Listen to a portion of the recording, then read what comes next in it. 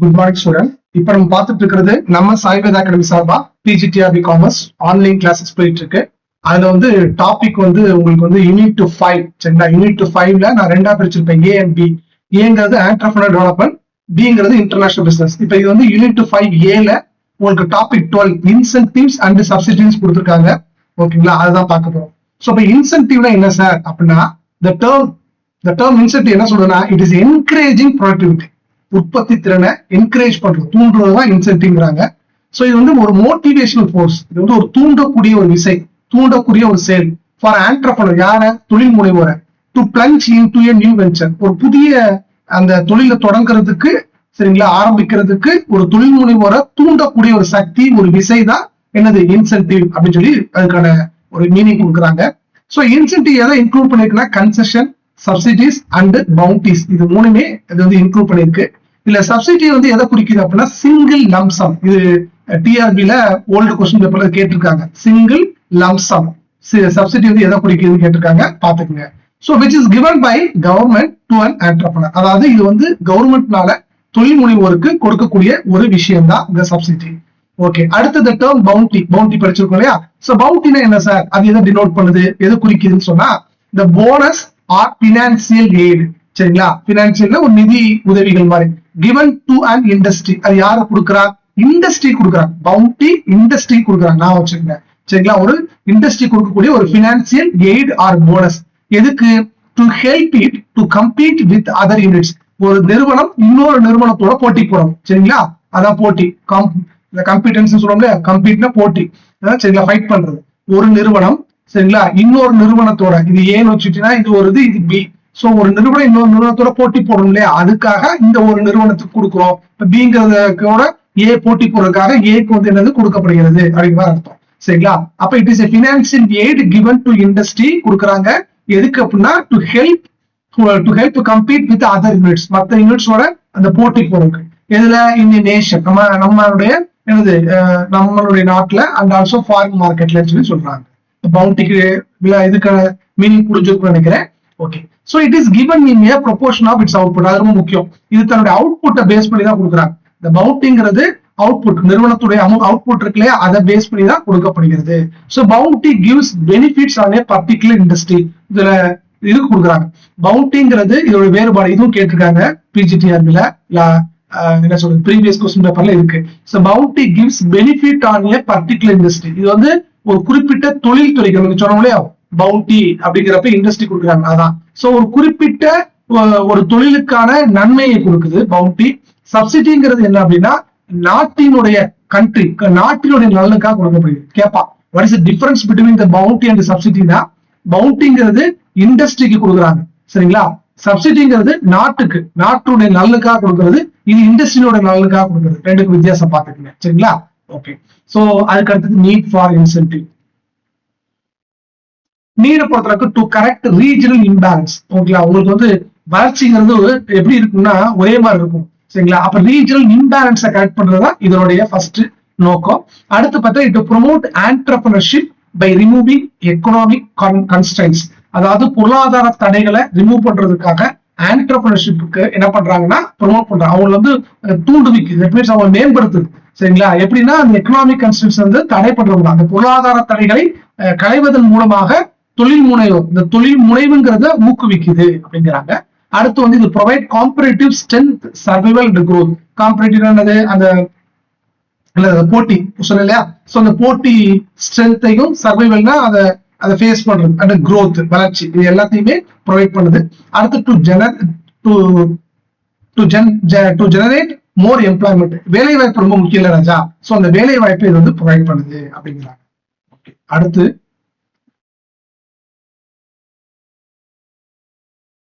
Advantages of incentives and subsidies. Advantages சொல்றாங்க. So advantage பாத்தீங்கன்னா, incentive act as motivational force தான் சரிங்களா. Incentive ஒரு மோட்டிவேஷனல் தூண்டக்கூடிய ஒரு விசை.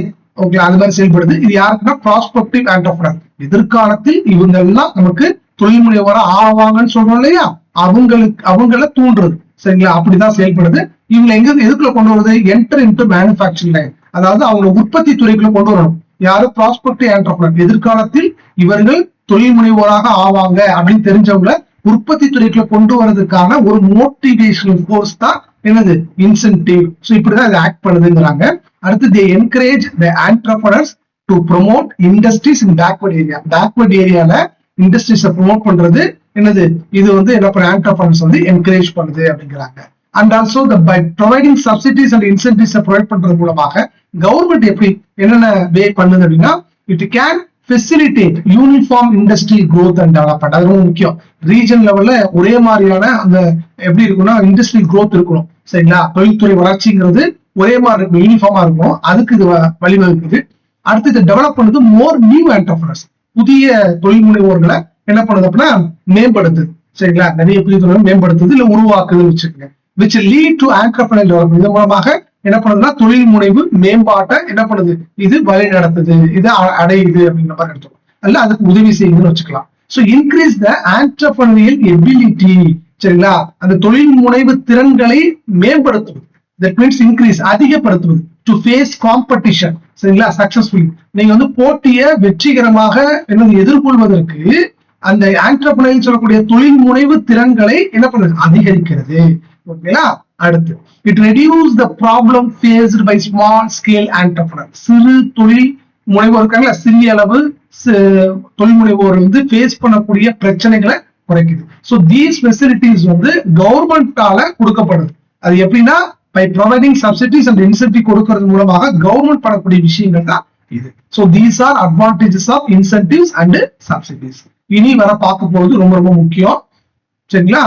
இதுலதான் அவங்க என்ன கேட்பாங்க அப்படின்னா உங்களுக்கு கொஸ்டின்ஸ் அதிகமாக கேட்கக்கூடிய ஏரியா. சரி, incentives offered by state and central government to SSC. எஸ்எஸ்சிக்கு ஸ்டேட் கவர்மெண்ட்டும் சென்ட்ரல் கவர்மெண்ட்டும் கொடுக்கக்கூடிய இன்சென்டிவ்ஸ் பார்ப்போம், ஒன் பை ஒன்னா பார்ப்போம். ஃபர்ஸ்ட் வந்து capital investment subsidy scheme by central government. நம்ம மத்திய அரசு என்ன பண்ணுது, இந்த ஸ்கீம்ஸை கொடுக்குது. கேபிட்டல் இன்வெஸ்ட்மெண்ட், சரிங்களா? முதலீட்டு என்ன சொல்றது, மூலதன முதலீடு சொல்லுவாங்க, மூலதன முதலீட்டு சலுகை அது மாதிரி கொடுக்குறாங்க. ஸோ என்ன பர்பஸ்க்காக கொடுக்குறாங்க, எப்படி கொடுக்குறாங்க தான் பார்க்க போறோம். ஸோ கேபிட்டல் இன்வெஸ்ட்மெண்ட் சப்சிடிங்கிறது ஆண்டர்பிரனருக்கு கொடுக்கப்படுகிறது. It is given to entrepreneur, தொழில் முனைவோருக்கு. இதுக்கு to encourage, that is important. Encourage என்னது, setting up units in industrially backward, அதாவது தொழில்துறையில பின்தங்கிய பகுதியில் இருக்கு. அந்த பின்தங்கிய பகுதியில நீங்க தொழிற்சாலை அமைக்கிறதுக்கு, அந்த அந்த தொழிலை பிசினஸ் வந்து ஏற்படுத்துவதை ஊக்குவிப்பதற்காக இது கொடுக்குறாங்க. ஓகேங்களா? ரொம்ப முக்கியம். பேக்வர்டு ஏரியா, அதான் பேக்வர்ட் ரீஜன்ல தான் அந்த அந்த தொழில் வந்து நம்ம அமைக்கிறோம். ஓகே, இது வந்து 10%, ஓகேங்களா? 10% வந்து கொடுக்கப்படுகிறது. அந்த யூனிட்ஸ்னா அந்த இடத்துல என்னது, அந்த பிசினஸ், அந்த என்ன சொல்றது, பிசினஸ் சொல்லலாம் இல்ல கன்சர்ன் நிறுவனம் வச்சுக்கலாம். யூனிட்ஸ் அழகுன்னு சொல்ற இடத்துல வந்து நிறுவனம், அந்த நிறுவனத்துக்கு கொடுக்கப்படுகிறது லொக்கேட்டட், நம்ம முன்னாடி சொன்ன பேக்வர்ட் டிஸ்ட்ரிக்ட்ஸ், சரிங்களா? Central government or state government வந்து நோட்டிஃபை பண்ணக்கூடிய அந்த பின்தங்கிய பகுதியில, பின்தங்கிய அந்த டிஸ்ட்ரிக்ட்ல நீங்க வந்து இந்த மாதிரி செட்டப் பண்ணவங்களுக்கு என்னது 10% வந்து ப்ரொவைட் பண்றாங்க. ஓகேங்களா? அடுத்து வந்து 300 டிஸ்ட்ரிக்ட் வந்து என்ன பண்ணிருக்காங்க அப்படின்னா பேக்வர்ட் டிஸ்ட்ரிக்ட் சொல்லி கவர்மெண்ட் வந்து நோட்டிஃபை பண்ணிருக்காங்க. அதை எப்படி பிரிக்கிறாங்கன்னா 3 கேட்டகரி பிரிக்கிறாங்க, ஏ பி சி. இப்ப கேட்டகரி ஏல பாத்தீங்கன்னா 25% சப்சிடி கொடுக்குறாங்க. சீலிங் பாத்தீங்கன்னா அதோட வரம்பு பாத்தீங்கன்னா 25 lakhs. அதாவது கேட்டகரி ஏல நீங்க ஒரு யூனிட், ஒரு பிசினஸ் ஆரம்பிக்கிறீங்க அப்படின்னா அங்க உங்களுக்கு 25%. இப்ப வந்து ஒரு உதாரணமா 1 கோடி ரூபாய் இருக்குன்னு வச்சுங்களேன், அதுல நீங்க 25 லட்சத்தை நீங்க என்ன பண்ணலாம், மானியமாக பெறலாம். கேட்டகரி ஏங்கிற இடத்துல பிசினஸ் ஆரம்பிச்சீங்கன்னா அந்த பிளேஸ்ல. கேட்டகரி பில ஆரம்பிச்சீங்க அப்படின்னா உங்களுக்கு 15 லட்சம் வரைக்கும் என்னது பண்றாங்க அப்படின்னா அதை 50% உங்களுக்கு வந்து மானியம் கொடுக்குறாங்க. கேட்டகரி சில ஆரம்பிச்சீங்க, யூனிட் ஆரம்பிச்சீங்க அப்படின்னா உங்களுக்கு 10 லட்சம் வரைக்கும் மானியம் கொடுக்குறாங்க. அப்ப இந்த பேக்வர்ட் ஏரியாவையே அவங்க கிளாசிஃபை பண்ணி அந்த ஒவ்வொரு கிளாசிபிகேஷனுக்கும் எவ்வளவு பெர்சன்டேஜ்ல மானியம் கொடுக்குறாங்கிறது இங்க சொல்லியிருக்காங்க. அது வந்து பெர்சன்டேஜ் சொல்லியிருக்காங்க, ருபீஸாவும் சொல்லியிருக்காங்க. பாத்துக்குங்க, இதுல இருந்து கொஸ்டின்ஸ் கேட்கறதுக்கான வாய்ப்புகள் அதிகமாக இருக்கிறது. சரிங்களா? ஓகே, அடுத்து பார்த்தா டிரான்ஸ்போர்ட் சப்சிடி ஸ்கீம்ஸ்.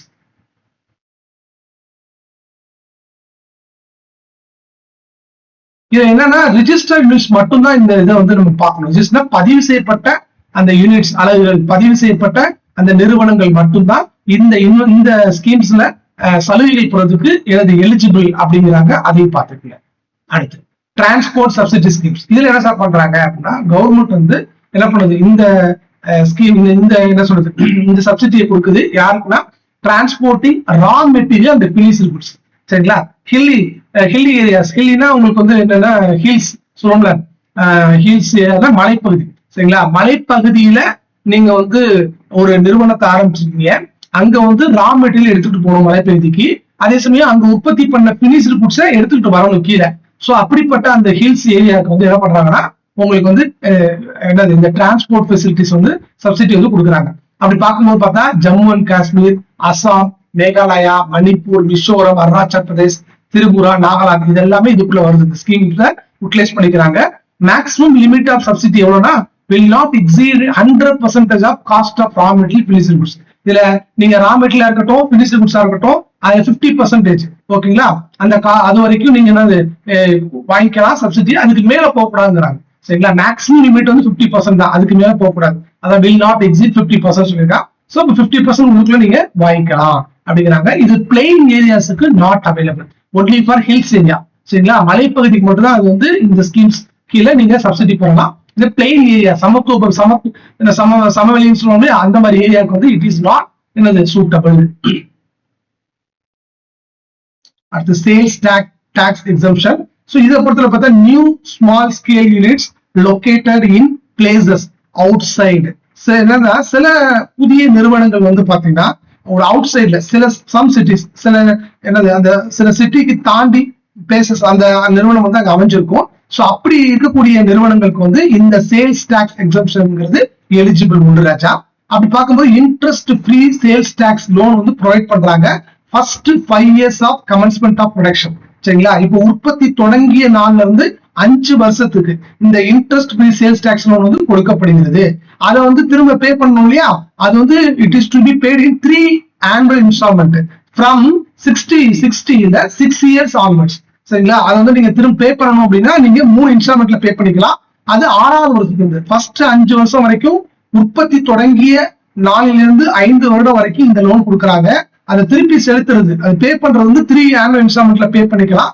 எப்ப அப்படின்னா 6th years தான். அந்த 5 வருஷம் முடிஞ்சு 6வது வருஷத்துல இருந்து நீங்க 3 annual இன்ஸ்டால்மெண்ட்ல அதை பே பண்ணிக்கலாம் அப்படிங்கிறாங்க. இது வந்து பாராமெடிக்கலுக்கும் உங்களுக்கு வந்து இந்த ப்ராடக்ட்டுக்கு இது உண்டு அப்படின்னு சொல்லியிருக்காங்க. அடுத்து சீட் கேபிட்டல். பொதுவா கவர்மெண்ட் வந்து ஆஃபர் பண்ற இனிஷியல் கேபிட்டல் தான் seed capital or risk capital சொல்லுவாங்க. இது வந்து இண்டஸ்ட்ரியை ஸ்டார்ட் பண்றதுக்கு தான் இதை கொடுக்குறாங்க. சோ இதுல பாத்தீங்க அப்படின்னா பினான்சியல் இன்ஸ்டிடியூஷன் வந்து மார்ஜின் மணியை ப்ரொவைட் பண்ணுது. ஓகேங்களா? எதுக்கு அப்படின்னா கான்ட்ரிபியூட் பண்றது அந்த சீட் கேபிட்டல்ல. இந்த சீட் கேபிட்டல்ல பங்களிப்பு கொடுக்கறதுக்காக பினான்சியல் இன்ஸ்டிடியூஷன் வந்து இந்த மார்ஜின் மணியை ப்ரொவைட் பண்ணுது. இது வந்து பாத்தீங்கன்னா புவர் என்டர்பிரைஸ் இருப்பாங்க இல்லையா, ரொம்ப என்னது புவர்னா ஏழை தொழில் முனைவர் இருப்பாரு. அவர் வந்து ஒரு தொழில் ஆரம்பிக்கணும் அப்படின்னா அவர் கண்டிப்பா இன்வெஸ்ட் பண்ணணும், ஃபர்ஸ்ட் இனிஷியல் கேபிட்டல் போகணும். ஆனா இவர் தன்னுடைய பாக்கெட்ல இருந்து அதை போடாம அவருக்கு வந்து இந்த சீட் கேபிட்டல் கொடுக்கறது மூலமா ஒரு ஏழ்மையான தொழில் முனைவோரும் தொழில் தொடங்குறதுக்கு என்னது உதவியாக இருக்கிறது.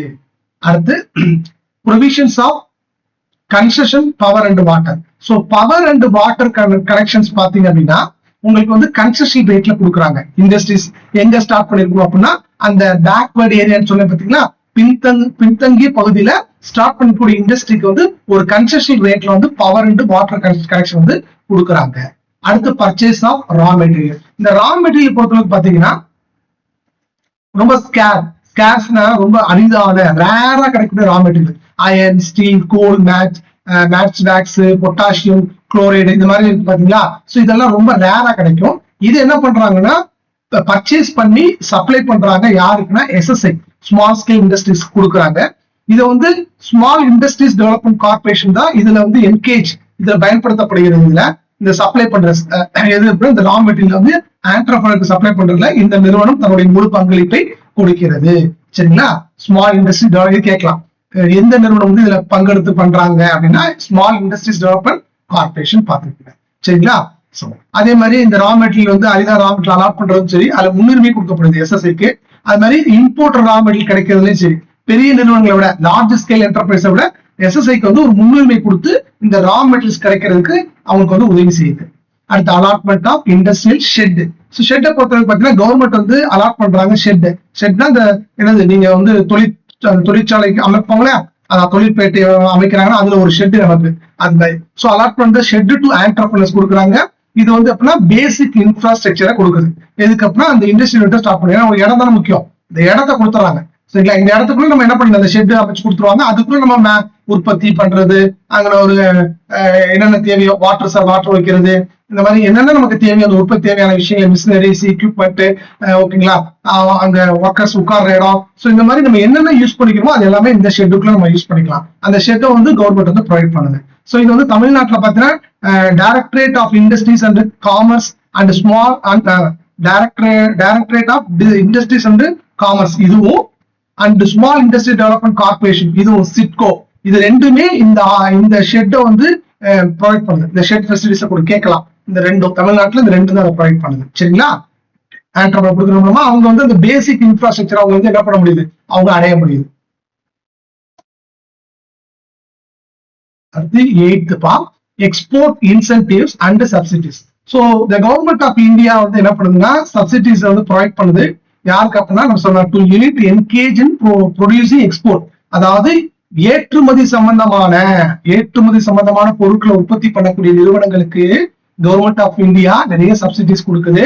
ஸோ அதுல பாத்தீங்கன்னா several schemes to grant incentives and other benefits under direct and indirect tax கீழே இதை கொடுக்குது. சரிங்களா? ஏன்னா ஏற்றுமதி ரொம்ப ரொம்ப முக்கியம். ஏற்றுமதி பண்ணதான் நம்ம நாட்டுக்கு என்ன வரும்பா, ஃபாரின் எக்ஸ்சேஞ்ச் வீட்டுல வரும். நீங்க ஏற்றுமதி பண்ணீங்கன்னா என்னது, நம்ம நாட்டுக்குள்ள அந்நிய செலவாணி வரும். அந்நிய செலவாணி கையிருப்பு வச்சுதான் என்ன பண்ண முடியும், பேங்கிங் வரும். இது வந்து என்னது, இன்டர்நேஷனல் பிசினஸ். இதை சொல்றது இன்டர்நேஷனல் பிசினஸ். எக்ஸ்போர்ட் பண்றதுனால உழுக்குல வருவது ஃபாரின் எக்ஸ்சேஞ்ச். இது நம்ம எதுல படிக்கிறோம், இன்டர்நேஷனல் பிசினஸ்ல படிப்போம். இந்த எக்ஸ்சேஞ்ச் இந்த ஃபாரின் எக்ஸ்சேஞ்ச் உள்ளுக்குள்ள வர அதனுடைய இருப்பு எங்க போகும்னா மணியை உற்பத்தி பண்றது, நம்ம பணத்தை உற்பத்தி பண்றது, கிரியேஷன் ஆஃப் மணி எங்க படிப்போம், பேங்கிங்ல படிப்போம். சோ அதுக்கு என்ன வேணும் அப்படின்னா 115 வந்து என்னது, ஃபாரின் எக்ஸ்சேஞ்சா, ஃபாரின் எக்ஸ்சேஞ்சும் ஒரு கோல்டு இருக்குன்னு சொல்லியிருப்பாங்க இல்லையா, 85 நினைக்கிறேன். சோ கோல்டு, சோ இது நமக்கு இருக்கணும். இந்த ரிசர்வ் வேணும் அப்படின்னா உங்களுக்கு என்னது, நமக்கு அந்த ஃபாரின் எக்ஸ்சேஞ்ச் இவ்வளவு பெர்சன்டேஜ் வேணும். அப்ப எக்ஸ்போர்ட் நடந்தாதான் உள்ளுக்குள்ள நம்ம நாட்டுக்குள்ள ஃபாரின் எக்ஸ்சேஞ்ச் இருப்பு வரும். அது வந்தா தான் நம்மளால என்ன பண்ண முடியும், பேங்கிங்ல படிச்சோம் இல்லையா, நம்மளால கரன்சியை உற்பத்தி பண்ண முடியும். சோ தட் இதுல பாருங்க, இது படிக்கும்போது உங்களுக்கு 3 விஷயத்த லிங்க் ஆகுதா, சரி பாத்துங்க. சோ எவ்வளவு இம்பார்ட்டன்ட் எது அப்படின்னா எக்ஸ்போர்ட் ஓரியன்டட் ப்ரொடக்ஷன். சரிங்களா? அடுத்த subsidies for power generation. So power generation பொறுத்தவரை பாத்தீங்கன்னா ஜெனரேட்டர் வாங்குவதற்கு, சரிங்களா,